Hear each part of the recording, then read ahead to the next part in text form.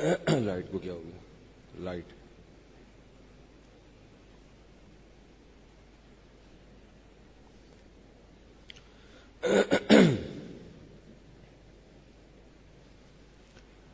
الحمد لله نحمده ونستعينه ونستغفره ونؤمن به ونتوكل عليه ونعوذ بالله من شرور أنفسنا ومن سيئات أعمالنا من يهده الله فلا مضل له ومن يضلله فلا هادي له ونشهد أن لا إله إلا الله وحده لا شريك له ونشهد أن سيدنا وحبيبنا وشفيعنا وسندنا محمدا عبده ورسوله صلى الله تعالى عليه وعلى آله وأصحابه وبارك وسلم تسليما كثيرا كثيرا أما بعد فأعوذ بالله من الشيطان الرجيم بسم الله الرحمن الرحيم يا أيها الذين آمنوا كتب عليكم الصيام كما كتب على الذين من قبلكم لعلكم تتقون. بیان ذرا 10 منٹ لیٹ شروع ہو رہا ہے تو اس کے لیے معذرت، چونکہ اچانک کوئی ایسا کام آ گیا تھا. یہ وضاحت اس لیے کرنی پڑتی ہے کہ اگر یہ وضاحت نہ کی جائے تو لوگ پھر اگلے ہفتے اور مزید 10 منٹ لیٹ آتے ہیں. تو بیان کا جو ٹائم ہے وہ 1:30 سے لے کر 1:35 تک ہے، تو آج ذرا تاخیر ہو گئی. پچھلے درس میں نے رمضان کے حوالے سے یہ بات کی تھی. اس کی آواز تھوڑی سی بڑھائیں یار، یہ ایک ہی ترتیب پہ نہیں رہتا. کبھی بھی مائک ہمارا جو ہے نا ہر وقت اس کی سیٹنگ دائیں بائیں ہوتی رہتی ہے. تو میں نے یہ عرض کیا تھا کہ رمضان المبارک سے ہمیں کچھ اسباق ملتے ہیں اور ہمارے جسم کی کچھ تربیت ہوتی ہے. تو ہم چاہیں تو اس تربیت کا پورے سال ہم فائدہ اٹھا سکتے ہیں. وہ چیزیں ہماری روٹین میں آ جاتی ہیں تو ہم چاہیں تو اس تربیت کا پورے سال فائدہ اٹھا سکتے ہیں.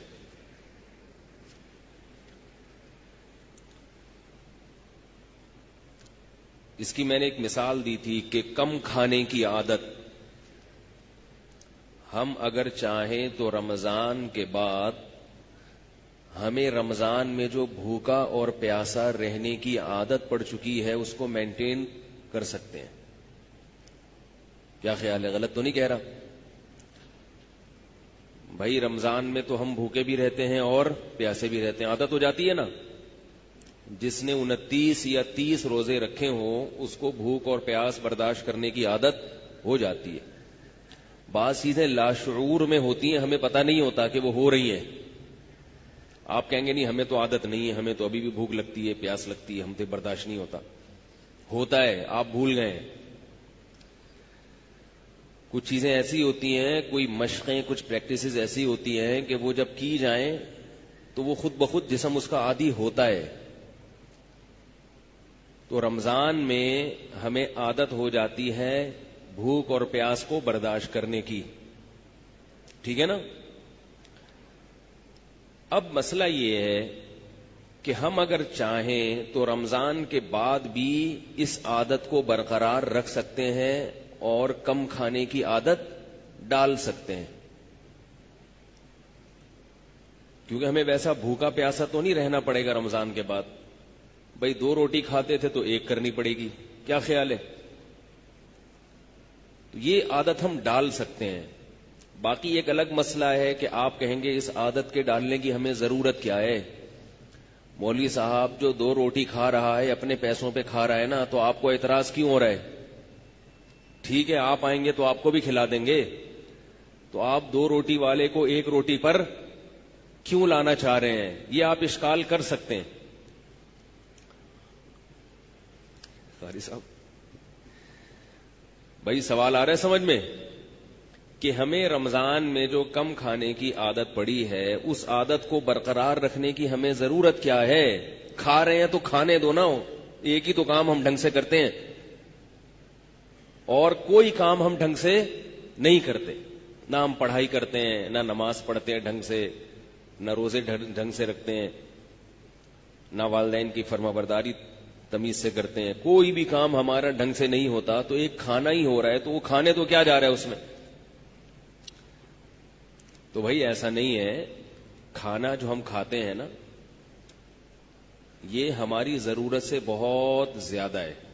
جتنا کھانا آج کل کھایا جا رہا ہے یہ ہماری ضرورت سے زیادہ ہے، حتیٰ کہ ڈاکٹر بھی ضرورت سے زیادہ کھاتے ہیں. کہیں آپ ڈاکٹروں کو دیکھ کے یہ سمجھیں کہ یہ لوگ سنت کے مطابق کھاتے ہوں گے، ایسا نہیں ہے. اور یاد رکھو ہر چیز میں ہر ڈاکٹر کی تحقیق نہیں ہوتی.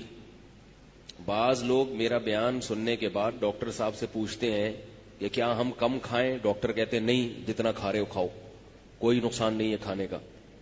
بھوک لگ رہی ہے تو جتنا کھا سکتے ہو، پیٹ بھر جائے تو چھوڑ دو.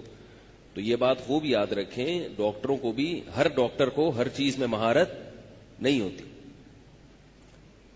ہاں بعض ڈاکٹروں کو ہوتی ہے، اور یہ ہے بعض ڈاکٹر ہی کہتے ہیں کہ کم کھانا چاہیے.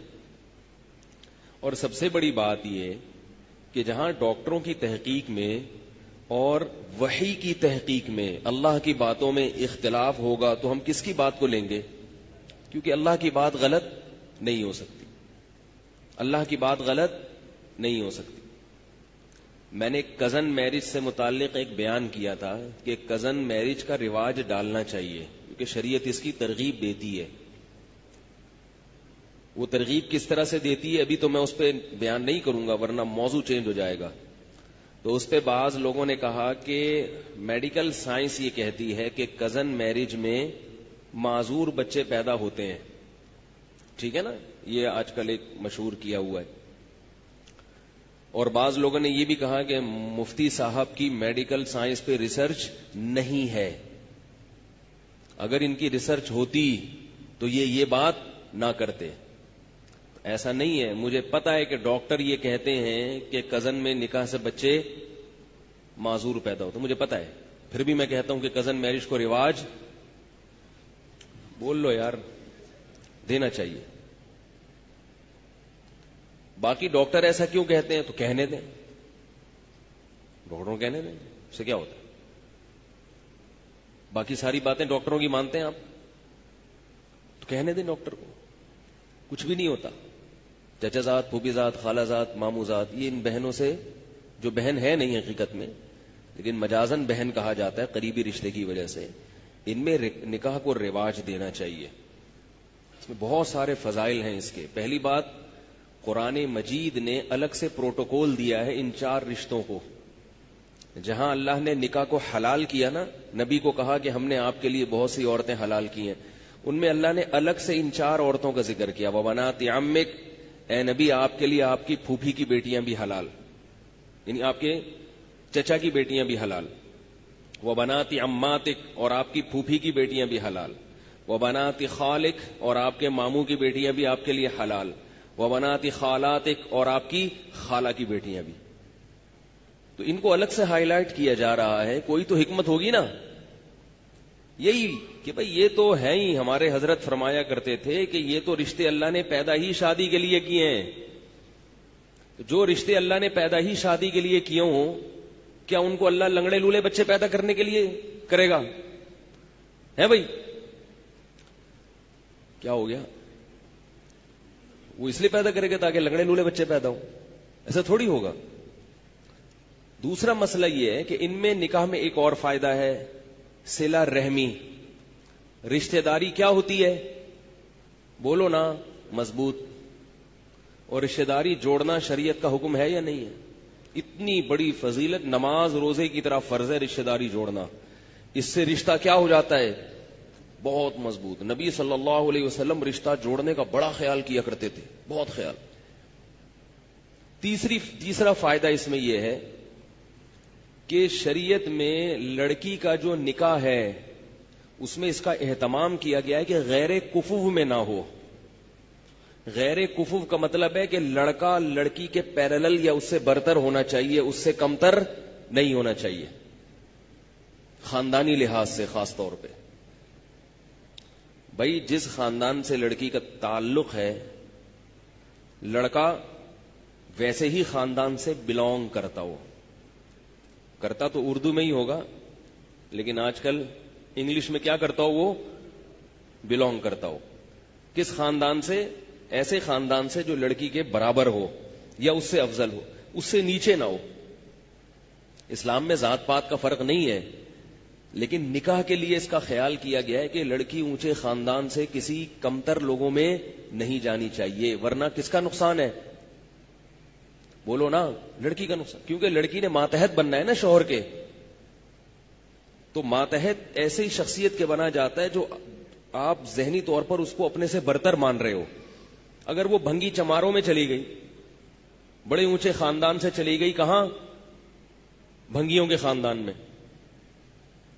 اور آپ کہیں کہ چونکہ وہ بھنگی مسلمان ہے, کلمہ پڑھتا ہے, تو کوئی بات نہیں, ٹھیک ہے, کلمہ پڑھتا ہے, مسلمان ہے, چاہے جو بھی ہو, لیکن لڑکی ذہنی طور پر اپنے شوہر کو اپنے سر کا تاج نہیں بنائے گی, اطاعت نہیں کرے گی. اس کو برتری کا احساس ہوگا, میں اونچی اور یہ کیا, میں اس کی کیوں مانوں. اس سے طلاق کا ریشو, بولو نا بھائی, بڑھے گا. اور نہیں بھی طلاق ہوگی تو پھر ایک مصیبت, ساری زندگی ایک ٹینشن. تو یہ جو چچا زاد, پھوپھی زاد, خالہ زاد, مامو زاد بھائی کے رشتے ہیں, یہ سارے کفو ہوتے ہیں خاندانی اعتبار سے. ان میں کوئی بھی خاندانی اعتبار سے غیر کفو, بولو نا بھائی, نہیں. تو شریعت میں جو کفو کی تلاش ہے وہ کیا ہو جاتی ہے؟ آسان. بھئی یہ تو اپنے ہی خاندان کا ہے, تو خاندان کی تو اب بات ایک پوائنٹ تو کم ہو گیا نا. جو بھائی کتنے نمبر لگائے جاتے ہیں نا, کیا کیا دیکھا جاتا ہے, تو ایک نمبر تو شریعت نے حل کر دیا نا کزن میرج کے ذریعے. اب اس کی تو تحقیق کی ضرورت ہی نہیں ہے. خاندان تو یہ ہے نا, جو تم ہو وہی ہے. کیا خیال؟ اور پانچواں فائدہ, 4 فائدے بیان میں 3 بتائے ہیں, 3 بتائیں. آپ لوگ تو نمبر تو یاد کر لیں کم از کم. چوتھا یا 5واں, رکعتیں جب ہم بھول جاتے ہیں نا نماز میں, 4 پڑھی ہیں کہ 5 پڑھی ہیں, تو شریعت کہتی ہے 4 سمجھو اور قاعدہ بھی کرو, اس لیے کہ نہیں بھول جاتے ہیں کہ 3 پڑھی ہیں یا 4 پڑھی ہیں. تو شریعت کا مسئلہ یہ ہے کہ جب نماز میں آپ بھول جائیں کہ 3 پڑھی ہیں کہ 4 پڑھی ہیں, تو آپ اس کو فرض کریں گے 3, لیکن تیسری رکعت کے بعد قاعدہ بھی کریں گے, کیونکہ ہو سکتا ہے کہ یہ کون سی ہو, چوتھی ہو. اور پھر ایک اور رکعت کے لیے کھڑے ہو جائیں گے جو یا تو چوتھی ہے یا 5ویں ہے. کھڑے اس لیے ہوں گے کہ اگر وہ 3 ہوئی تھی تو پھر چوتھی ہو جائے, اور اگر 4 ہوئی تو 5ویں کیا ہو جائے گی, گریبی. اب نماز میں گریبی لگانا جائز نہیں ہے, تو اس کا شریعت نے حل یہ رکھا کہ آپ 5ویں کے لیے کھڑے ہوں اور آخر میں سجدہ سہو کر لیں. کیا خیال ہے بھائی؟ تو اگر وہ 4 تھی تو پوری 4 ہو گئی, اور اگر 5 تھی تو گریبی جو آپ نے اضافی لگائی اس کی پینلٹی کس سے ہو گئی, سجدہ سہو سے ہو.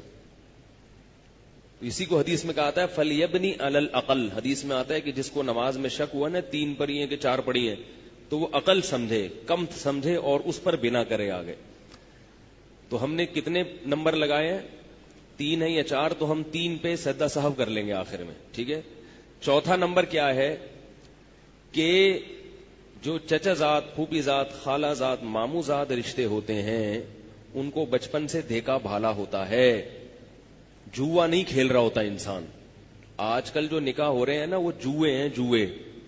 اچھا نکل گیا تو نکل گیا, نہیں نکلا تو پتہ ہی نہیں کیا نکلتا ہے پھر وہ, کیونکہ کسی غیر کے بارے میں پورے طور پر تحقیق کرنا ممکن نہیں ہے. بعض لوگ میرے پاس بھیج دیتے ہیں کسی کو, والدین نا میرے پاس بھیج دیتے ہیں کہ اس نے ہماری بیٹی کے لیے رشتہ بھیجا, مفتی صاحب ذرا اس کو دیکھیں کیا ہے. تو وہ نہا دھو کے شیمپو لگا کے بڑے تمیز سے آتا ہے میرے پاس, ٹھیک ہے, نہا دھو کے شیمپو ویمپو لگا کے خوشبو میں اوڑا, ایسا لگتا ہے کہ میرا دل چاہ رہا ہوتا ہے کہ میں اس سے بیعت ہو جاؤں. اب کیا پتا کہ یہ حقیقت میں ایسا ہے یا نہیں ہے بھائی, کو پتہ چلا سکتا ہے. آپ کہہ سکتے ہیں اس کے آفس سے پتا کرو, آفس فون کر کے پوچھا ہاں بھائی صحیح ہے, تو ہو سکتا ہے باس کے سامنے صحیح ہو, وہاں تو ڈنڈا ہے نا باس کا, تو جہاں ڈنڈا ہوتا ہے وہاں تو سب صحیح ہوتے ہیں بھائی. تو گھریلو زندگی کیسی ہے اس کا پتہ چلانا بہت مشکل. چچا زاد، پھوپھی زاد، خالہ زاد، مامو زاد کا بچپن سے پتا ہوتا ہے کہ کون بچپن میں بنٹے کھیلتا تھا، کون لٹو کھیلتا تھا، کون چڈی پہن کے تالاب میں مینڈکوں کے ساتھ نہاتا تھا، کون کیا کرتا تھا، کون گلی محلے سے مرغی چوری کرتے ہوئے پکڑا گیا تھا. یہ سب پتا ہوتا ہے. خوبیاں بھی پتا ہوتی ہیں اور بولو نا خامیاں بھی پتا ہوتی، سب پتا ہے. تبھی لوگ سب کچھ نہیں بتاتے اپنے بارے میں. کہتے ہیں نا سب بتا دوں تو ہاتھ پاؤں کٹوا دوں. ان کا پہلے سے سب کچھ پتا ہوتا ہے. تو اب اگر ان میں خامیاں بھی ہیں تو پہلے سے پتا ہوتی ہیں کہ یہ ہے، لہذا پہلے سے برداشت کرنے کا تحمل ہوتا ہے کہ بھئی یہ تو ہے. کزن میرج کا یہ فائدہ ہے. چچازاد بہن ہو یا چچازاد بھائی ہو، پہلے سے پتا ہے. کتنے فائدے ہو گئے؟ 4 فائدے ہو گئے. اور بھی بہت سارے فائدے ہیں اس کے، اگر میں گنوانا شروع کروں تو اور بھی یاد آئیں گے مجھے. یہ 4 بھی ابھی صرف بیٹھے بیٹھے سرسری غور سے یاد آئیں، ورنہ اور بھی فائدے ہیں. پھر آگے نسل جو پیدا ہوتی ہے نا، اس میں بھی بڑے فائدے ہیں. بڑے فائدے ہیں. اس میں دونوں کے مفاد ہوتے ہیں. جو رشتے ہیں لڑکی اور لڑکے کے ابا اور اماں کے جو رشتے ہیں وہ دونوں طرف سے ہوتے ہیں، لہذا دونوں ان رشتوں کی پاسداری کرتے ہیں. آپ نے شادی کر لی یہاں سے امریکہ میں، تو امریکہ والی کے ننیال وہ ادھر ہے اور آپ کا جو رشتہ ہے وہ ادھر ہے، تو ان سے آپ کا کوئی تعلق نہیں اور ان سے ان کا کوئی تعلق نہیں، تو مشترکہ مفاد نہیں ہوتے. پھر ایک اہم فائدہ 5واں نمبر وہ یہ ہے کہ اگر اختلافات ہوتے ہیں میاں بیوی میں، دونوں خاندان بیٹھ جاتے ہیں، کیونکہ ان رشتوں کے ٹوٹنے میں دونوں خاندانوں کا نقصان ہوتا ہے. تو جوڑنے کی کوشش کون کرتا ہے؟ دونوں خاندان کرتے ہیں. کیا ہو گیا؟ کتنی واضح بات ہے نا. دونوں خاندان جوڑنے کی کوشش کرتے ہیں. تو اگر اتنے سارے مفادات اس میں ہیں تو اگر ایک لنگڑا پیدا ہو بھی جائے تو برداشت کر لو. کیا خیال ہے؟ اول تو ہوگا نہیں انشاءاللہ، کچھ نہیں ہوتا. بالفرض اگر اتنے سب ہونے کے باوجود ایک لنگڑا پیدا ہو جائے تو چلتا ہے، لیکن ایسا ہوتا نہیں ہے. اب میں سائنس کی طرف آتا ہوں. میڈیکل سائنس کیا کہتی ہے، تاکہ یہ ٹاپک جب چھیڑا ہے تو مکمل ہو جائے نا. میڈیکل سائنس یہ کہتی ہے کہ اس میں معذور بچے پیدا ہونے کا امکان زیادہ ہے. مجھے نہیں پتا یہ تحقیق صحیح ہے غلط ہے، آپ فرض کر لیں کہ صحیح ہے. صحیح ہوگی جب ڈاکٹر کہہ رہے ہیں، کچھ تو دیکھا ہوگا انہوں نے. کیا خیال ہے؟ کچھ دیکھا ہوگا، کچھ ریسرچ کی ہوگی. تو یاد رکھیں کہ شریعت میں ایسے اسباب جن پر نتیجہ مرتب ہونے کا امکان بہت کم ہوتا ہے. تھوڑی گاڑی اردو استعمال کر رہا ہوں، پھر اس کی وضاحت کروں گا آسان زبان میں. ایسے اسباب جن پر نتیجہ مرتب ہونے کا امکان بہت کم ہوتا ہے، شریعت میں ان اسباب کو لفٹ کرانے کی اجازت نہیں ہے، اور اس کو توکل کے خلاف سمجھا گیا ہے. بعض اسباب ایسے ہوتے ہیں جن پر نتیجہ مرتب تو ہوتا ہے مگر لاکھوں میں ایک یا ہزاروں میں ایک. تو شریعت کہتی ہے ان اسباب کی طرف توجہ مت دو ورنہ وہمی بن جاؤ گے، کیونکہ شریعت میں توہم پرستی کی اجازت نہیں ہے. اب ڈاکٹر کی تحقیق اگر صحیح بھی ہے تو مشاہدہ یہ کہتا ہے کہ یہ اکثر نہیں ہوتا، ہزاروں میں کوئی ایک ہوتا ہے. تو یاد رکھو ہزاروں میں ایک لنگڑا بچہ یا ایک بچہ معذور پیدا ہونے کا امکان اگر کزن میرج میں ہے تو یہ ہزاروں میں ایک میں معذوری کا امکان کے تو اور بہت سارے اسباب ہیں جو اس سے بھی زیادہ قوی ہیں. ایکسیڈنٹ کے ذریعے بچوں میں معذوری کا امکان کزن میرج سے زیادہ ہے. نہیں آ رہی بات؟ بیماریوں کے ذریعے، عام بیماریوں کے ذریعے بچوں میں معذوری کا امکان کزن میرج کے امکان سے زیادہ ہے. تو کیا اس چکر میں آپ اولاد پیدا کرنا چھوڑ دو گے کہ کہیں معذور نہ پیدا ہو جائے کیونکہ وہ فلاں جگہ ایک جگہ ساؤتھ افریقہ میں ایک بچہ معذور پیدا ہوا ہے؟ یہ فرض کرو گے آپ؟ نہیں آ رہی بات؟ بچے گم بھی جاتے ہیں، کتنی بڑی ٹینشن ہے والدین کے لیے. لاکھوں میں ایک بچہ، 2 لاکھ 10 لاکھ میں ایک بچہ گمتا بھی ہے. گمتے ہیں نا بچے، بعض دفعہ اغوا ہو جاتے ہیں. اس چکر میں آپ اولاد پیدا نہ کرو کہ کہیں اغوا نہ ہو جائے. تو شریعت آپ کو کہے گی وہمی. کیا کہے گی؟ پاگل ہے، وہمی ہے، سٹھیایا ہوا ہے. جیسے ڈاکٹروں کی ڈاکٹری ایک دلیل ہے، سائنس کی تحقیق ایک دلیل ہے، تو مشاہدہ بھی تو ایک دلیل ہے نا. ہم دیکھ رہے ہیں کہ بچوں کو آپ صبح وین میں بٹھاتے ہیں، گاڑی میں، کنوینس میں، بعض دفعہ ان گاڑیوں کا ایکسیڈنٹ ہو جاتا ہے، اور یہ بہت ہوتا ہے کیونکہ صبح صبح ڈرائیور جو ہے نا، جو بچوں کو کی وین لے کر اسکول جاتے ہیں، وہ بہت اسپیڈ سے بھگاتے ہیں، اور ایسے کئی کیسز ہوئے ہیں. لیکن ہزاروں وین میں سے کوئی ایک وین ہوتی ہے جس کا ایکسیڈنٹ ہوتا ہے. آپ اس احتمال کی وجہ سے کیا بچے کو اسکول بھیجنا چھوڑ دیتے ہو؟ ظاہر ہے یہ رسک لینا پڑتا ہے بھائی، یہ تو ہوتا ہے. تو جتنا امکان بچے کے ایکسیڈنٹ ہونے کا ہے، اس سے بھی کم امکان کزن میرج کے نتیجے میں معذور بچہ پیدا ہونے کا ہے. ایک بات تو یہ. دوسرا، کزن میرج کے نتیجے میں اگر معذور بچہ بالفرض پیدا ہوا تو یہ بھی یقینی نہیں ہے کہ یہ کزن کی وجہ سے ہوا، یہ ویسے ہی ہوا ہے. لیکن جو وہمی لوگ ہیں وہ اس کو کس کھاتے میں ڈال دیں گے؟ Cousin marriage. تو بھائی انگریزوں کا حساب کتاب الگ ہے، وہ اللہ کو نہیں مانتے. اللہ پہ توکل کیا ہوتا ہے اس لفظ سے وہ آشنا نہیں ہے.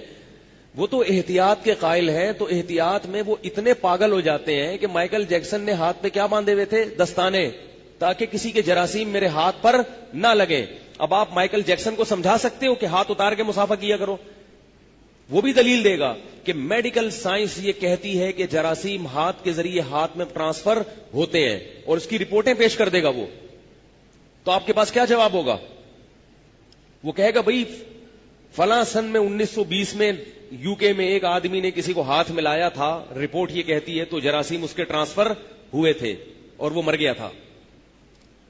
تو جب یہ امکان ہے، خارش تو لگ سکتی ہے نا، خارش زدہ آدمی کو آپ ہاتھ لگائیں گے تو امکان ہے نا خارش لگنے کا، بلکہ اس کے ساتھ بیٹھیں گے تو خارش لگنے کا امکان ہے، وہ چھینکے گا تو نزلہ لگنے کا امکان ہے، زکام کا امکان ہے. تو کیا ان امکانات کی وجہ سے مسافہ کرنا مسلمان چھوڑ سکتا ہے؟ اور گرین والے عید کے دن 3 دفعہ گلے ملنا چھوڑ سکتے ہیں؟ ہے بھائی، فیضان مدینہ والے عید کے دن 3 دفعہ گلے ملتے ہیں. تو کیا وہ یہ مان لیں گے یہ بات کہ بھائی مائیکل جیکسن تو گلے ملنا تو دور کی بات، وہ تو ہاتھ ملانے سے پہلے ہاتھ پہ کپڑا چڑھا رہا ہے. ذرا سے اس کے سامنے کوئی مائیکل جیکسن کے سامنے اگر چھینک دے نا، یہ دائرہ اسلام سے خارج ان کے نظر میں. یعنی جو ہاتھ ملانے پر آمادہ نہیں ہے اس کے سامنے آپ اگر چھینک دیں گے تو وہ تو آپ کا بیڑا غرق کر دے گا، بولے گا میں تو کب سے احتیاط کر رہا ہوں اور چھینک رہے ہو. تو میڈیکل سائنس تو یہ بھی کہتی ہے، لیکن شریعت اس کو کیا قرار دیتی ہے؟ توہم پرستی. شریعت کہتی ہے وہ 1901 میں ایک آدمی نے فلاں سے مسافہ کیا تھا تو مر گیا تھا، 1901 سے اب تک کروڑوں لوگ کروڑوں سے گلے مل رہے ہیں اور نہیں مر رہے. تو ان کروڑوں کو دیکھو گے یا 4-6 واقعات کو دیکھو گے؟ بھائی سمجھ لو کیا کہنا چاہ رہا ہوں میں. ہم صبح و شام مسافے کرتے ہیں، اور ہو سکتا ہے ہم میں بہت سے لوگ مرے بھی ہوں، ہمیں پتہ ہی نہ ہو. تحقیق کرے تو وہ مردے سے اٹھا کے پوچھیں گے تو مردہ کہے گا میں نے وہ فلاں سے گلے ملا تھا تو وہ جراثیم ٹرانسفر ہو گئے تھے. تو ہم جواب میں کیا کہیں گے؟ بس یار مرنا تھا تو ہو گئے، اب یہ تھوڑی کہ گلے ملنا ہی چھوڑ دو. یہ تو پاگل پنے والی باتیں ہو جائیں گی. ہاں جزام کا مریض ہے، کوڑ کا مریض ہے، اس سے گلے نہ ملیں. یہ پھوڑے پھنسیاں بہت زیادہ نکلے ہوئے ہیں تو بھی گلے مل لیں آپ، گلوں سے کچھ نہیں ہوگا، بس زیادہ فری نہ ہو اس سے. اس کے پھوڑے باقاعدہ سونگ رہے ہیں آپ، یہ غلط ہو جائے گا. یہ ضرورت، اس کی ضرورت بھی نہیں ہے. آ رہی ہے بات سمجھ میں کیا کہنا چاہ رہا ہوں؟ تو شریعت میں ہمیں اسباب اختیار کرنے کا حکم ہے، مگر اسباب اعتدال کے ساتھ اختیار کرنے کا حکم ہے.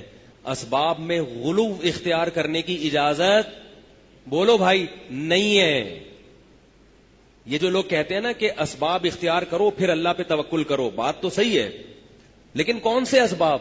جو معتدل اسباب ہوتے ہیں. وہمی بن کے اسباب اختیار کرنا، اس کی ایک مثال دیتا ہوں آپ کو. آپ کی شاپ ہے، آپ نے دیکھا کہ ڈاکہ پڑا کسی دکان پہ، آپ کو خبر ملی، آپ نے کیا کیا؟ آپ نے اس شاپ پہ موٹا تالا ڈال دیا. بلکہ میں شروع سے لے کے چلتا ہوں تاکہ جو بات میں سمجھانا چاہ رہا ہوں وہ مثال سے اچھی طرح سمجھ میں آ جائے. یہ میری باتیں سن کے سمجھ لو، اس سے آپ کو دنیا میں بھی سکون ملے گا. خاص طور پہ جو ہمارے مسلمان یورپ امریکہ میں رہتے ہیں وہ بالکل پاگل ہو جاتے ہیں، اور جو لبرل طبقہ ہے نا، جو مذہب سے دور بھاگتا ہے، وہ تو بالکل اس کو تو سائیکولوجسٹ کے پاس لے جانا پڑتا ہے, سائیکیٹرک کے پاس لے جانا پڑتا ہے.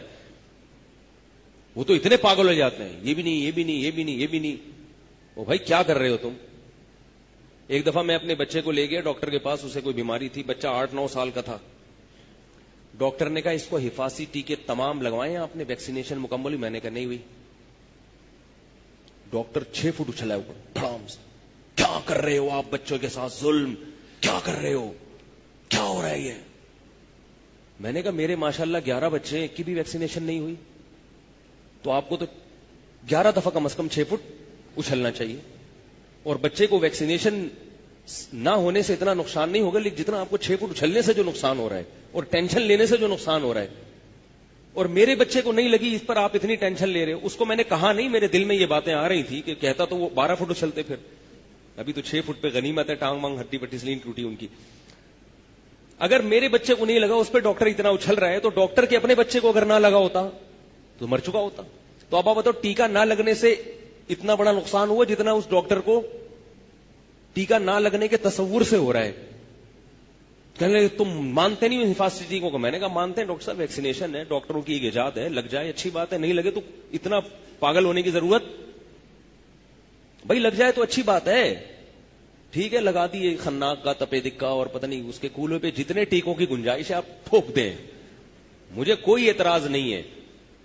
لیکن اگر کسی بچے کے نہیں لگے, اتنا پاگل ہونا کہ ہائے کیا ہو گیا, ہائے کیا, یہ آپ کے پاگل ہونے کی دلیل ہے. آپ کو ایک ٹیکے کی ضرورت ہے جس میں ایسے جراثیم ہوں جو خون میں جاتے ہی آپ کی طبیعت میں اطمینان اور وقار پیدا کریں اور آپ کی مینٹل اپروچ کو بڑھا دیں. آدم علیہ السلام کے زمانے سے لے کر آج تک بچے جو پیدا ہو رہے تھے بغیر ٹیکوں کے ہو رہے تھے. وہ بھائی قدرت کی سیٹنگ ہے, اللہ نے سب سسٹم پہلے سے رکھا ہوا ہے. میں نے تو اس لیے نہیں اپنے بچوں کو لگائے تاکہ لوگوں کے ذہن, میں اس کا قائل ہوں لگا لیں آپ لوگ, میں منع نہیں کر رہا. کہیں کچھ کسی بچے کو کچھ ہو گیا میرے کھاتے میں لا کے ڈال دیں گے, اس نے بولا تھا, آپ لگا دیں اپنے بچوں کو, میں منع نہیں کرتا. اور یقیناً اس کے فائدے بھی ہوں گے, میں اس کا بھی منکر نہیں ہوں. لیکن یہ جو اتنا زیادہ غلو گویا اللہ کا نظام ہی غلط ہو گیا ہے. اللہ جو انسان کو پیدا کر رہا ہے اس نے کوئی سسٹم نہیں رکھا بچے کے جسم میں. بچہ جیسے بیماریاں لے کے آتا ہے, بیماریوں کے خلاف دفاع کی قوت بھی لے کے آتا, پھر بھی احتیاطاً کوئی لگا دے تو ہمیں اعتراض نہیں ہے, لگا لیں آپ لوگ, کوئی مسئلہ نہیں ہے. تو لیکن اس کو فرض واجب نہ سمجھیں, نہیں لگنے سے کچھ بھی نہیں ہوتا. صلاح الدین ایوبی کے کتنے ٹیکے لگے تھے جو اس نے بیت المقدس فتح کیا, کتنی طاقت تھی اس کے بازوؤں میں. اگر کسی نے کوئی ڈاکومنٹری دیکھنی ہے نا, فلمیں چھوڑ دو, یہ جو مسلمانوں کی تاریخی ڈاکومنٹریز ہیں جو آتھینٹک ہیں وہ دیکھا کریں. صلاح الدین ایوبی پر عربوں نے ایک فلم بنائی ہے, عربوں نے, کسی اور کی نہ دیکھیں, مصر نے بنائی ہے یا عمان نے, کئی گھنٹے کی ہے, وہ آپ دیکھیں, اس میں بے حیائی نہیں ہے. اور اگر اللہ نہ کرے کوئی بے حیائی کا سین آتا ہے تو اسے فوراً گزار دیں, اول تو ہے نہیں اس میں, وہ عربوں نے بنائی ہے علماء کی نگرانی میں. وہ آپ دیکھیں تو آپ کو پتہ چلے گا کہ مسلمانوں کا ماضی, بولو بھائی کیا تھا, مسلمانوں کا ماضی کیا تھا اور ہم کیا ہو گئے. بھائی وہی دیکھیں, اس کے علاوہ ایسا نہ ہو کہ وہ دیکھتے دیکھتے کچھ اور دیکھنا شروع کر دیں. تو آپ کو مسلمان فاتحین ملیں گے, کتنے پاورفل ہوتے تھے, کتنے طاقتور ہوتے تھے. کسی کے کوئی ٹیکا, فارمی مرغی کے کتنے ٹیکے لگتے ہیں اور دیسی مرغی کے لگتا ہے کوئی. نیچرل لائف گزارو, بچوں کو بسکٹوں سے دور رکھو, بچوں کو یہ تیل تلی ہوئی چیزیں, پاپڑ کھلا رہے ہو اور پھر پتہ نہیں کیا کیا کھلا رہے ہو, ان چیزیں دور رکھو, انشاءاللہ بچہ فٹ رہے گا. اور اگر ساری دنیا کے سارے ٹیکے لگا دیے اور یہ بازاری چیزیں نہیں چھوڑی, پاپڑ بسکٹ جو بازار کے آ رہے ہیں, بچہ بیمار رہے گا. تبھی آپ دیکھ لینا. لیکن پھر بھی میں ٹیکوں کا مخالف نہیں ہوں, یہ ڈاکٹروں کی فیلڈ ہے, ڈاکٹروں سے پوچھیں. ڈاکٹر اگر مشورہ دیتا ہے ٹیکا لگاؤ, لگا دیں, مگر ایک ڈاکٹر کے بھی لگائیں. وہ والا ٹیکا جو میں کہہ رہا ہوں, اس ٹیکے سے یہ ہوگا کہ جس نے ٹیکا نہیں لگایا ہوا ہوگا تو ڈاکٹر کہے گا اچھا چلو ٹھیک ہے لگا لیتے تو اچھا ہوتا مولوی صاحب, ایک احتیاط کی بات, بس اتنا کافی ہے. اگر ڈاکٹر مجھے یہ کہتا کہ مفتی صاحب آپ نے بچوں کو ٹیکے نہیں لگائے, لگا لیتے یار, ساری دنیا لگا رہی ہے, آپ بھی لگا لیتے, تو کہتا اچھا ڈاکٹر صاحب غور کروں گا میں, ٹھیک ہے آپ کا مشورہ اچھا, اتنا کہتا تو ٹھیک ہے. وہ جو 6 فٹ اچھلا ہے نا, تو میں نے کہا یہ یہ ذرا معاملہ کیا ہو گیا، خراب ہو. تو اب میرے پاس الحمدللہ دلیل ہے، میرے اللہ کے شکر ہے بچے ہیں. کوئی ڈاکٹر 6 فٹ اچھلے اس کو میرے پاس لے آؤ کہ بھائی ان کے تو کسی بچے کو ٹیکا نہیں لگا. اللہ کا فضل ہے، اچھلتے کودتے، اللہ نظر بس سے بچائے، سب فٹ فاٹ، اسکول میں سب سے اچھے نمبر لیتے ہیں اور ہر وقت ایکٹیو ماشاءاللہ، کھاتے ہیں پیتے ہیں دوڑتے ہیں بھاگتے ہیں، شکایتیں لگاتے ہیں ایک دوسرے کی جو بچوں کی عادت ہوتی ہے. فٹ فاٹ ماشاءاللہ، قد نکال رہے ہیں، بڑے ہو رہے ہیں. تو یہ وہ اسباب ہیں کہ جس میں شریعت نے ہمیں اعتدال کا حکم دیا ہے، وہمی بننے کی اجازت نہیں. اور اگر پھر بھی کسی بچے کو اللہ نہ کرے کچھ ہو گیا تو اللہ پہ توکل کرو بھائی، یہ چلتا ہے بھائی، ہوتا ہے. تو اعتدال. ایک صاحب نوجوان میرے پاس آئے، روزانہ ملاقات ہوتی تھی، میرے ان سے کوئی میٹنگ تھی تو کہتے آج میں ٹائیفائڈ کا ٹیکہ لگا کے آ رہا ہوں. ٹائیفائڈ یہ کوئی بیماری. اگلے دن آئے کہہ رہے ہیں آج میں نے گردن توڑ بخار کا بھی لگوا لیا. اگلے دن آج میں نے فلانی بیماری کا، آج میں نے فلانی بیماری کا. آج جتنی بیماریاں دنیا میں پائی جاتی ہیں جن کے ٹیکے ایجاد ہو چکے ہیں وہ سارے انہوں نے لگوا لی. میں نے کہا اللہ کے بندے کیا کر رہے ہو؟ کوئی بیماری پھیلی ہوئی ہے ہمارے معاشرے میں اگر، یا پھیلنے کا شدید خطرہ ہے، اس کا احتیاطاً لگا لیں آپ. خام خواہ میں وہم کی بنیاد پہ یہ نہ ہو جائے، وہ نہ ہو جائے، یہ نہ ہو جائے. اپنی جو ہے نا وہ کولے بھی سجائے ہوئے ہیں اور بازو بھی سجا کے آئے ہوئے. کیا کر رہے ہو یہ؟ اللہ پہ توکل کرو، اللہ پہ اعتماد کرو. میں نے کہا اللہ جب مارنے پر آئے گا تو جو ٹیکا جس بیماری کا لگا ہے نا وہی ٹیکا بیماری کا ذریعہ بن جائے گا. بعض دفعہ ایسے ہوا ہے کہ ہیپاٹائٹس کا انجیکشن ڈالا گیا اور بندے کو ہیپاٹائٹس ہو گیا. ایسا بھی ہوا ہے. پولیو کے قطرے پلائے گئے اور کیا ہو گیا؟ پولیو ہو گیا. میں نہیں کہہ رہا کہ ہمیشہ ہوتا ہے، کبھی کبھار ایسا بھی ہو جاتا ہے. اور میں نے کہا اگر اتنی چیزوں سے حفاظت کر رہے ہو، ٹرک کے نیچے آ کے مر گئے، اس کا بھی ٹیکا لگاؤ. کیونکہ ان بیماریوں کا امکان اتنا نہیں ہے جتنا ایکسیڈنٹ سے مرنے کا امکان ہے. تو ایک ٹیکا اس کا بھی لگاؤ. پتہ نہیں تو جب اتنی چیزوں میں توکل کر رہے ہو تو اس میں بھی ہاں ایسی بیماری جو واقعتاً جس کا خطرہ ہو آپ کے ملک میں پھیل رہی ہو تیزی سے، اس میں آپ کر لیں، ویکسینیشن کر لیں.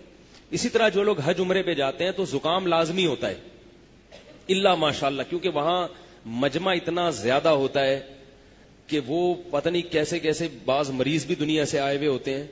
تو اس میں انسان احتیاطاً زکام کا ٹیکا لگا لے تو ٹھیک ہے، کیونکہ وہاں جب بیمار پڑتا ہے تو جب تک واپسی نہ ہو ٹھیک ہونے کا نام نہیں لیتا.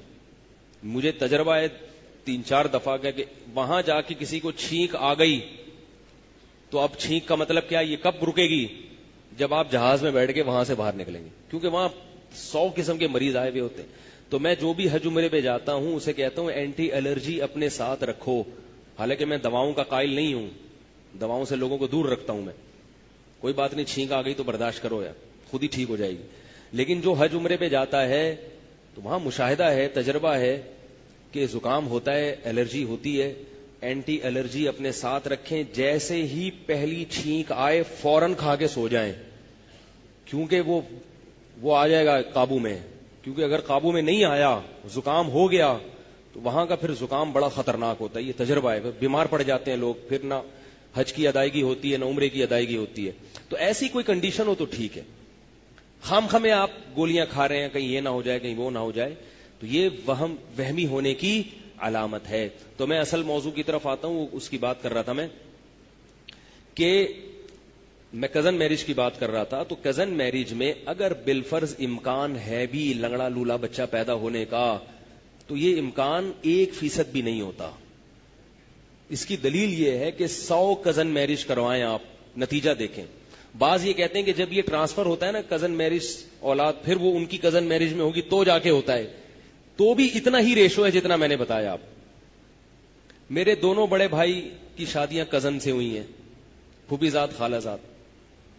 بڑے بھائی کے بچے ماشاءاللہ 4-5 بچے ہیں، مجھے یاد نہیں 4 ہیں یا 5 ہیں، 5 میرا خیال ہے بچے ہیں. سب فٹ فاٹ ہیں، بڑے ہو گئے، لمبے لمبے. ایک سے تو میں ملا تو میں چھوٹا ہو گیا، وہ مجھ سے اونچا نکل گیا.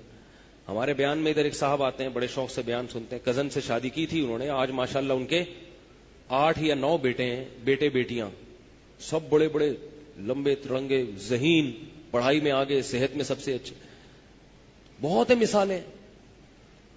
پہلے تو یہ ہوتی ہی شادی کزن میں تھی, باہر تصور نہیں تھا. تو کتنے دنیا میں لنگڑے ہیں, کتنا ریشو ہے, تو ہوتی یہ تھی. ہمارے ایک دوست نے ایک کزن کے رشتے کو ٹھکرایا اس بیس پہ. دیکھو جیسے سائنسدانوں کی رپورٹیں ہوتی ہیں تو ہماری بھی تو رپورٹ ہوتی ہے نا. آپ کہہ سکتے ہیں کہ آپ کی رپورٹ معتبر نہیں ہے کیونکہ آپ سائنٹسٹ نہیں ہیں. بھائی مشاہدے والی جو رپورٹ پیش کرے گا اس میں سائنسدان ہو یا غیر سائنسدان ہو, مشاہدہ بھی ایک دلیل ہے جس سے چیزیں ثابت ہوتی ہیں. تو مشاہدے کی دلیل کوئی بھی پیش کر سکتا ہے. ہمارے ایک جاننے والے, انہوں نے کزن کے رشتے کو ٹھکرایا کہ بچے لنگڑے پیدا ہوتے ہیں, اس سے معذور پیدا ہوتے ہیں. غیروں میں شادی کی, پہلا بچہ ہی معذور پیدا ہوا ہے.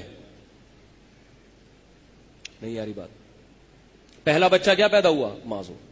میں نے کہا اچھا ہوا, یعنی اس لیے نہیں کہ اچھا ہوا کہ بچہ معذور پیدا ہوا, اچھا یہ ہوا کہ انہوں نے غیر میں کی. اگر یہ کزن میں کرتے اور بچہ یہ ایسا پیدا ہوتا تو یہ سارا کس کے کھاتے میں ڈال دیتے؟ کزن کے کھاتے میں. تو اس لیے فضول بات ہے, ڈاکٹروں کو تحقیق کرنے دیں. آپ اس تحقیق کو بالکل بھی قابل اعتبار بولو بھائی نہ سمجھ. اور اگر بالفرض بچہ معذور پیدا ہو گیا تو بولے اللہ کی قدرت تھی, جیسے کہ غیروں میں بھی ہو جاتا ہے پیدا, اس کی کچھ بھی ضرورت نہیں ہے. تو اتنا وہمی نہیں بننا چاہیے. اللہ تعالی ہم سب کو اس توہم پرستی کی دنیا سے باہر نکالے. ٹھیک ہے نا. تو میں بات کیا کر رہا تھا؟ میں بات یہ عرض کر رہا تھا, ایک اور حدیث پیش کرتا ہوں کہ اسباب میں اعتدال کا حکم, اس سے آپ کو پتہ چلے گا. نبی صلی اللہ علیہ وسلم نے فرمایا, جس علاقے میں طاعون پھیلا ہو وہاں سے بھاگو مت, بھاگو مت. بھائی سب میں پھیلا ہے نا, صبر کرو. اپنا علاقہ چھوڑ کے بھاگنا, اپنے ساتھیوں کو چھوڑ کے بھاگنا غلط. لیکن فرمایا کہ اس علاقے میں جاؤ بھی مت. آپ کو پتا ہے کسی علاقے میں طاعون پھیلا ہوا ہے تو شریعت آپ کو وہاں سفر کر کے جانے سے, بھئی خام خام میں آزمائش اپنے اوپر مت ڈالو. سمجھ رہے ہو بات؟ اسی سے یہ بھی مسئلہ ہے کہ کوئی بیمار ہے, ٹی بی ہے, ٹی بی کے جراثیم بھی پھیلتے ہیں. جہاں نبی نے یہ فرمایا کہ جراثیم پھیلتے ہیں, وہاں نبی نے یہ بھی فرمایا کہ نہیں پھیلتے. دونوں طرح کی حدیثیں ہیں.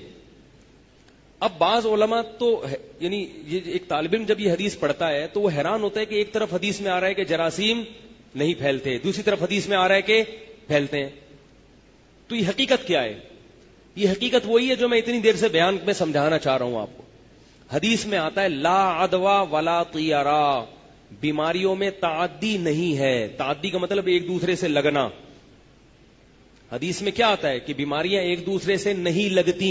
یہ صحیح حدیث ہے بخاری کی. اب آپ کہیں گے تو بالکل میڈیکل سائنس کے خلاف ہے نا, تحقیق کے خلاف, بیماریاں تو لگتی ہیں. دوسری حدیث میں آتا ہے فر من المجذومی فرارک من الاسد, جس کو جذام کی بیماری ہو اس کے قریب بولو نا بھائی مت جاؤ, ایسے دور بھاگو جیسے شیر کو دیکھ کے بھاگتے ہو. اس حدیث میں نبی نے اقرار کیا کہ جذام کی بیماری لگے گی, تبھی تو بھاگنے کا حکم دیا جا رہا ہے, تبھی تو بھاگنے کا حکم دیا جا رہا ہے.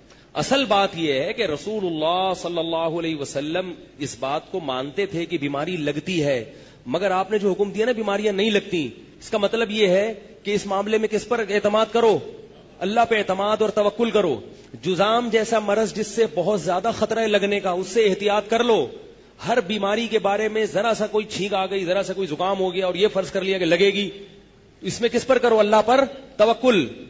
اب توکل کا تقاضا یہ ہے کہ جس گھر میں بیماری ہے اس گھر کے افراد بیمار کو چھوڑ کے مت بھاگیں, لیکن اس گھر میں خامخواہ میں جانے کی کوشش نارمل آدمی مت کرے, کیونکہ اس گھر کے افراد بھی چھوڑ کے بھاگ جائیں گے, کل آپ پر بھی بیماری آ سکتی ہے.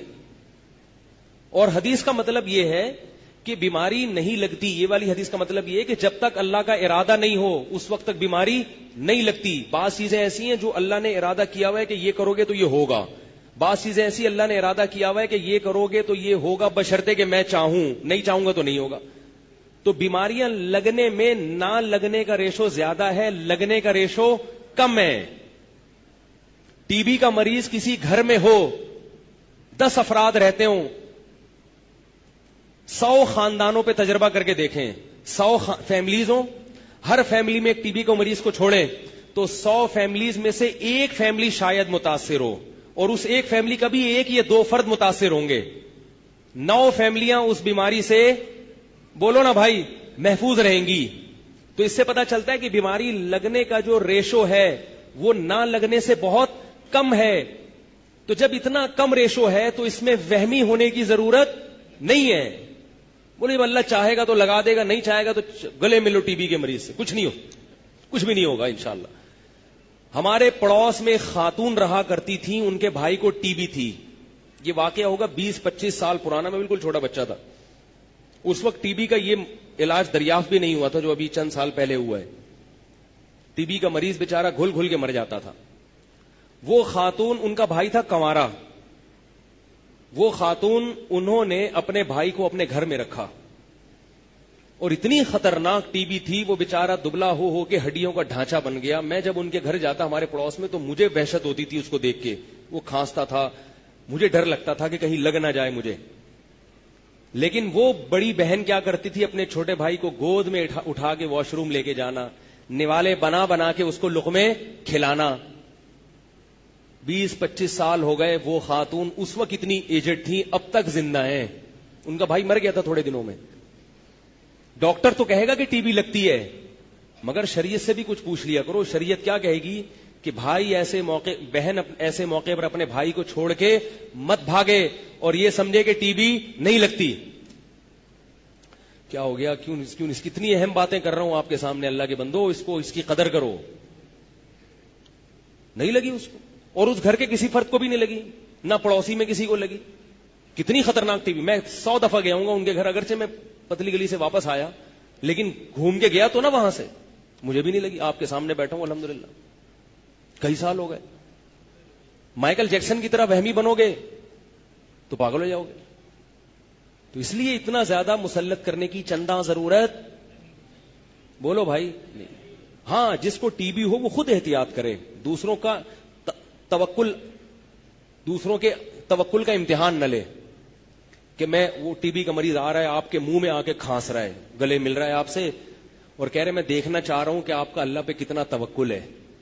تو کسی اور کے توکل کو آزمانے کی اجازت نہیں ہے. آپ کے بچوں کو چکن پاکس نکلا ہے, بچوں کو گھر میں رکھیں, پڑوسیوں کے گھر میں نہ بھیجیں. آئی بات سمجھ میں؟ لیکن خود بھی گھر سے مت بھاگیں, نہ کسی دوسرے بچے کو نانی کے یہاں بھیجیں, بولے ادھر ہی رہو, کوئی بات نہیں, لگ گیا تو کوئی بڑا مسئلہ نہیں. ایک صحابی آئے رسول اللہ صلی اللہ علیہ وسلم کی خدمت میں. آپ صلی اللہ علیہ وسلم نے فرمایا بیماریاں نہیں لگتی.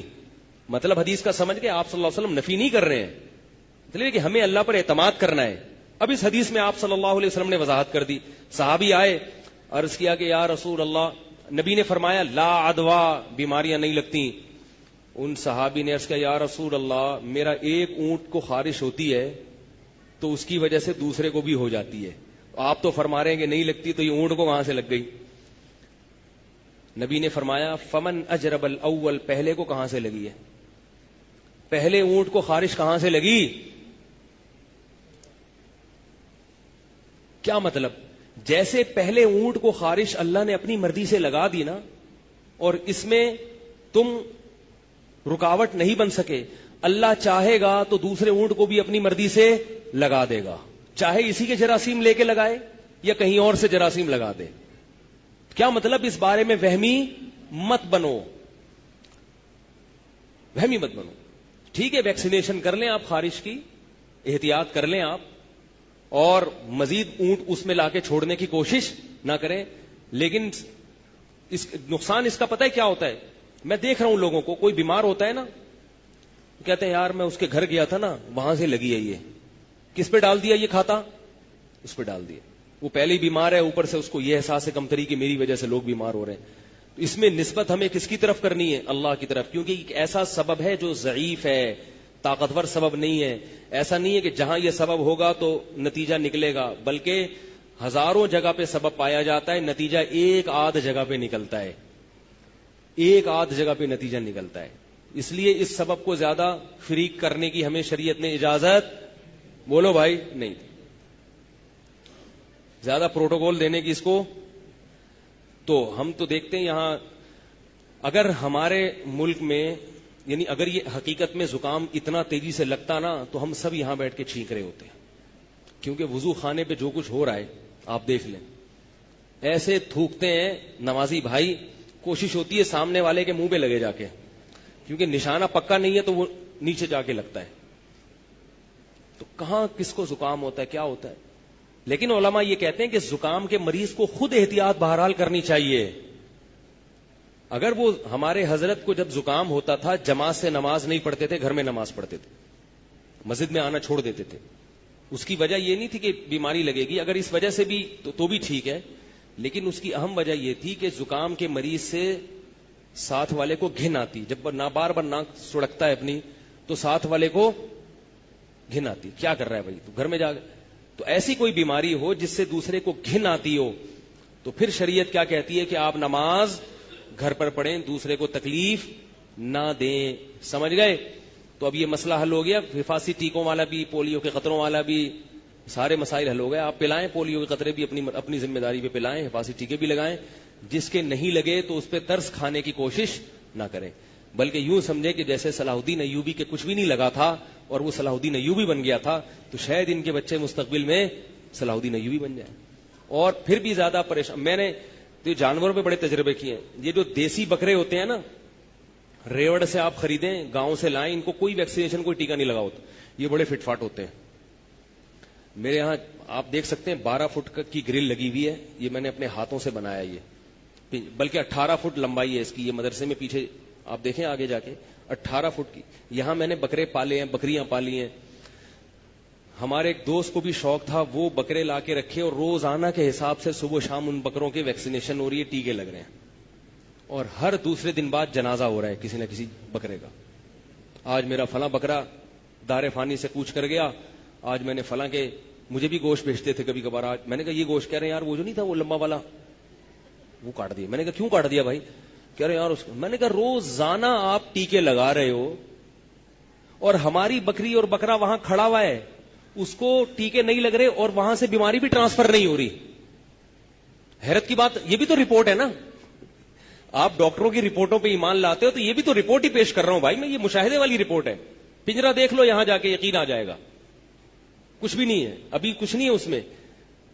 اس کی ایک وجہ ہے, ابھی کیوں نہیں ہے, وقت نہیں ہے میرے پاس, دوبارہ لا کے جانور ڈالوں گا. کوئی مرا ورا نہیں ہے اس میں الحمدللہ, اس پنجرے میں کوئی مرا ہے آج تک؟ تو اور میں نے دیکھا لوگ لا کے بکرے رکھتے ہیں اور ہمارے بکروں کو بیماری بھی نہیں لگ رہی ہوتی اس سے, اور وہ ویکسینیشن کے باوجود ان کے بکرے مر رہے ہوتے. تو کھاؤ بھی دیسی چیزیں, جانور بھی دیسی پالو. گاؤں دیہاتوں سے جو چرنے والے جانور ہیں, جو قدرتی طریقے سے بڑے ہوئے ہوں, وہی چیزیں کھاؤ, وہی چیزیں. اور لائف اسٹائل بھی کون سا رکھو بھائی؟ وہی والا رکھو. تو یہ ٹیکے ٹھوکنے کی ضرورت نہیں آئے گی. اچھا, کچھ بیماریاں ایسی ہیں جو بڑی ڈینجرس ہیں, اگر ان بیماری کا خطرہ ہو تو اس کا ٹیکا لگا لینا چاہیے.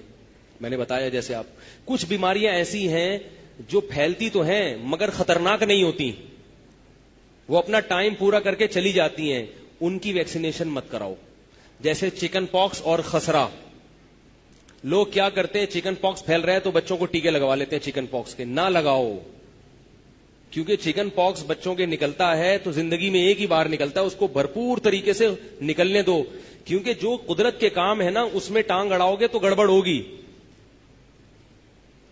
خسرہ بیماری ہے بچوں کی, سب بچوں کو نکلتا ہے, اس کو ٹیکے لگا کے روکنے کی کوشش مت کرو. ڈاکٹر آج تو کہہ رہے ہیں کہ خسرے کا ٹیکا لگایا تو ٹھیک ہے, ہو سکتا ہے کل ان کی تحقیق بدل جائے. تو خسرہ تو صدیوں سے بچوں کو نکلتا چلا آ رہا ہے, اور خسرہ تو ایسی بیماری ہے, اچھی بیماری ہے, یہ تو بھرپور طریقے سے نکل کے ختم ہو جائے, یہ زیادہ اچھا ہے. آپ کو پتا ہے کہ ہندو مذہب کے بعض فرقوں میں خسرہ اور چکن پاکس کی عبادت ہوتی ہے. نہیں آ رہی میرا خیال ہے بات. ان بیماریوں کو وہ کیا سمجھتے ہیں؟ برکت والی بیماریاں سمجھتے ہیں, اس لیے کہ انہوں نے اس کے فائدے دیکھے ہیں. تو خسرہ نکل آیا بچوں کو تو اس کو تو ایسی دواؤں کھلاؤ کہ اور نکلے, تاکہ نکل کے ایک دفعہ ختم ہو جائے. چکن وہ جسم خود علاج کرتا ہے تو یہ زیادہ بہتر ہے. نہیں آ رہی میرا خیال ہے بات. اپنے بارے میں بھی ایک چھوٹی سی رپورٹ پیش کر دوں, چھوٹی سی رپورٹ. ٹھیک. میں نے ہیپاٹائٹس بی یا سی یا اے کے کبھی ٹیکے نہیں لگائے.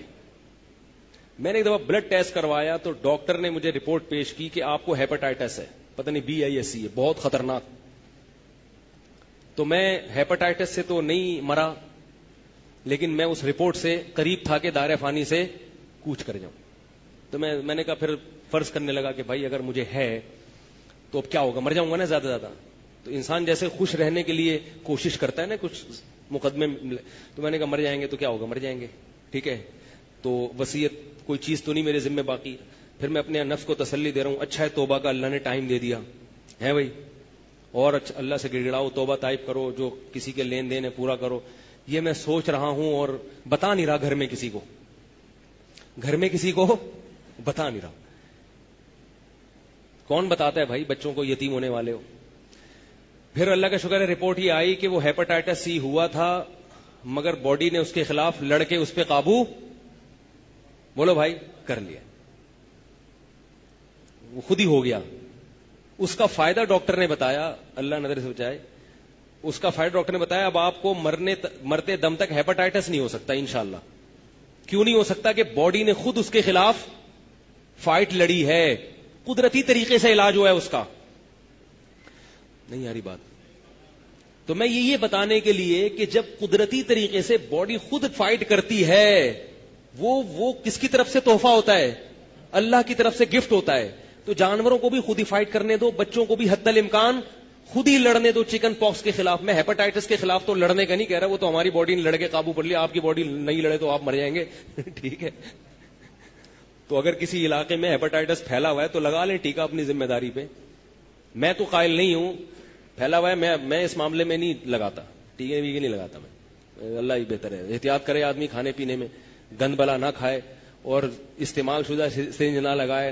بلیڈ جو نائی, زیادہ تر یہ ہو رہا ہے, یہ جو نائی لوگ ہیں نا, ہیئر ڈریسر, یہ جو بلیڈ استعمال کرتے ہیں, یہ ایک ہی بلیڈ 10 قسم کے لوگوں پہ استعمال کرتے ہیں, تو بلڈ کے ذریعے ہیپاٹائٹس کے جراثیم منتقل ہوتے ہیں. پھر یہ اس کو دھوتے نہیں ہیں, صفائی نہیں رکھتے اس کی. تو مجھے جہاں تک ڈاکٹروں سے یہ بات پتہ چلی ہے, یہ سب سے زیادہ بلیڈ کے ذریعے ہیپاٹائٹس پھیل رہا ہے. یہ جو ہیئر ڈریسر ہے نا, جب آپ کے سر پہ, اس لیے ٹینڈ کراؤ ہی نہیں احتیاط. تو یہ گدی پہ جب بلیڈ لگاتے ہیں تو یہ بلیڈیں سال میں کم از کم 10-20 ہزار آدمیوں کی گدیوں پہ لگ چکی ہوتی ہیں. تو 10-20 ہزار میں کوئی نہ کوئی تو ہوتا ہے. اب یہ دھوتے نہیں ہیں. شریعت میں صفائی کا تو حکم ہے نا, صفائی ستھرائی, وہ تو بہت حساس ہے اسلام اس بارے میں. دھوتے نہیں ہیں, تو اب دھوئیں گے نہیں اور وہی بلیڈ سب کے لگاتے رہیں گے, ظاہر ہے پھر اس سے بیماری پھیلنے کا خطرہ ہوتا ہے. تو اللہ پر اعتماد کریں, اللہ پہ توکل کریں, وہمی بننے کی چندہ ضرورت, بولو بھائی, نہیں ہے. اس سے ہنسی خوشی زندگی گزرے گی. جو موضوع میں نے لے کے چلا تھا, میں انشاءاللہ اگلے ہفتے پھر اس کو لے کے چلوں گا کہ بھئی رمضان سے ہمیں کیا اسباق ملتے ہیں, ٹھیک ہے نا. تو وہ اسباق مزید انشاءاللہ اگلے ہفتے بیان ہوں گے. اللہ تعالیٰ سمجھنے کی, عمل کرنے کی توفیق عطا فرمائے. سبحانک اللہم و بحمدک, نشہد ان لا الہ الا انت.